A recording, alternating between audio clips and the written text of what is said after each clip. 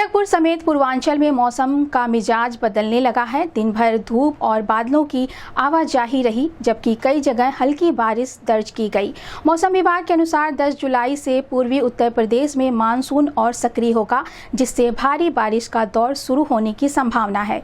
पूर्वी मध्य प्रदेश के आसपास बने सुस्पष्ट निम्न दाब क्षेत्र के प्रभाव से प्रदेश में मानसून गतिविधियां तेज हो गई हैं। अगले 2 दिन हल्की से मध्यम बारिश होगी। इसके बाद कई इलाकों में भारी बारिश के आसार हैं। 8 जुलाई को गोरखपुर समेत पूर्वांचल के कई जिलों में मेघ गर्जन, वज्रपात और 30 से 40 किलोमीटर प्रति घंटे की रफ्तार से तेज हवाओं के साथ भारी बारिश की चेतावनी जारी की गई है।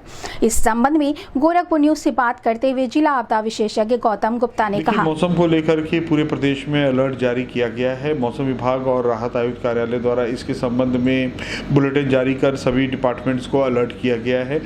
इसी के दृष्टिगत हमने भी जनपद गोरखपुर में सभी डिपार्टमेंट्स को अलर्ट कर दिया गया है। जगह जगह पे हल्की वर्षा या भारी वर्षा होने की भी संभावना है, मेघ गर्जन होने की भी संभावना है। तो मानसून पूर्ण रूप से प्रदेश में सक्रिय है, जिसको ध्यान में रखते हुए सभी डिपार्टमेंट्स को अलर्ट किया गया है। और यदि कहीं पर किसी प्रकार की कोई नुकसान होता है तो उसका तो वहाँ के संबंधित क्षेत्र के लेखपाल के माध्यम से तहसील द्वारा प्राप्त रिपोर्ट के आधार पर उन्हें राज्य आपदा मोचक निधि गाइडलाइन के अनुसार आर्थिक सहायता उपलब्ध कराई जाएगी। देखा जा रहा है कहीं हल्की और कहीं भारी बारिश भी हो रही है कहीं कहीं, तो ऐसे में अब तक कहीं कैसी भी अनहोनी की सूचना प्राप्त हुई? नहीं, अभी कहीं पे किसी प्रकार की कोई घटना कोई सूचना प्राप्त नहीं हुई है।